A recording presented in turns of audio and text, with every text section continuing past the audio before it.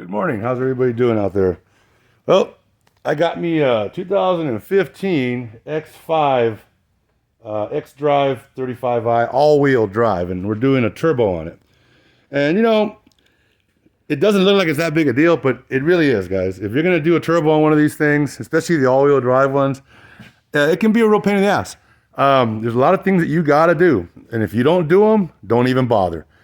This is the idiot edition of Auto Repair with Mondo Man. Let me tell you, you get somebody shows up here with a BMW and their own part like that, and they think that, well, you're just going to change the turbo and it won't need anything else. They're wrong. So if that's the case, show them the door and tell them to leave. Because if you're going to do this job, not only are you going to do the turbo, but you got to pull all this stuff off: the water pump, the catalytic converter, all these covers, the wheel well, because that way you can get your hands through. If you don't pull the wheel well covers out, you won't be able to get your hands in there to get to this stuff. All right? And not only that, but these hoses, you don't want to reuse them. They absorbed oil, because these things leak oil. They're nasty. You got to do that. And then there's some parts that you can't take off and reuse, like this valve. This thing's being eaten up by the plastic's eaten up by all the oil going through it and stuff. So you can't reuse these things. So you're going to have to use those too. Got to get that. On top of all that, when you get the turbo out, you don't want to reuse O-rings. You put new O-rings. All these O-rings got to be done. All right? Then when you pull this thing off, it also has these little weird little gaskets inside these things. So you got to pull these new ones in. All right? Not only that, there's all these O-rings for all these cooler lines that you better do, because it is a bear to get this thing out. If you've never done one, I would suggest you don't do it. If you're confident around BMWs like I am, I've worked on them for years, and hey, you could do it. But it's a pain in the ass. I think it's a 20-hour job. All right, anyway, so then there's that, right? You got to do all that stuff too. And then also, you need to replace every stud. And I know the guys out there, no, you don't. Yeah, well, you're an idiot if you don't replace all the studs, okay? This is a BMW. This isn't a Hyundai or a Toyota. You get everything original. You get new studs. You get new nuts. You get all those little seals and things that go in there. All that's got to be done. So make sure that if a person comes to you, oh, I just want to have the turbo done. No. You explain all this shit to them, and if they don't have the money for it, show them the door. Because you got to do this right. This is a really hard job to fucking do. Let me tell you, and getting that thing out is a pain in the ass.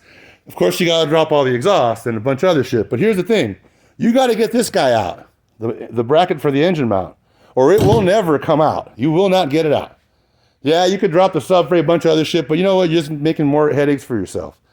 Yeah, there's 4 bolts, and the one down here is really hard to get to, but you can do it, but you'll be there for a while, but you can do it. There's a special socket you could probably use to get it out. It's these bolts here. There's 4 of them. But if you don't get that bracket out in the mount, it ain't coming out, dude. So that's why it pays 20 hours. I mean, when you look at it, it don't look like it's that big a deal, but it really is. It really is. This thing is the exhaust manifold and the turbo is one. So it takes up a lot of room, and you might need someone to help you get it in there so you don't mess things up. You have plastic housings and hoses and stuff. But yeah, you got to do the studs, new nuts. You got to do all this stuff. And if that mount's bad, you do not want to put it back in. So you need to let them know all about that stuff. And if this person doesn't have the money to do it, then hey, folks, you can't do it. We're not running a charity. We have to pay bills and pay employees and pay the rent. And sometimes folks get into cars that they really shouldn't be driving, but yet they want the prestige of the badge, Well, you need to be able to identify those people and stay away from them. Because all they're going to do is cost you time and money and heartache, and then they'll end up poo-pooing you on Yelp or something else. So, yeah, one of the skills you're going to need is learning to identify these kind of people when they walk into your shop and graciously and humbly saying, I'm sorry, but, well, we're busy, or, maybe it wouldn't work out if you came to work with us, because, those are the things that will kill small business. So hopefully I helped you out with this. And if you decide to do it, it's good money, and if you're a Euro guy, you could do it. But it's going to take you all of maybe 18, 20 hours to do it, because you got to be meticulous.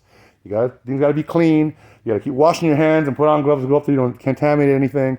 These cars are very special, just like Porsches and, other Highline vehicles. And you got to do all the precautions and do everything right. And you better torque everything the way the book says, or you're going to snap a stud and you're going to be cussing and crying and all this other shit. So if you're going to do it by the book. And if someone can't afford it, don't do it, because you're going to spend all 20 hours on this thing to do it right. You're going to do it. You know, so take pride in what you do. Hopefully the holidays are working out. Merry Christmas and Thanksgiving and all that stuff. And take care of each other. Out.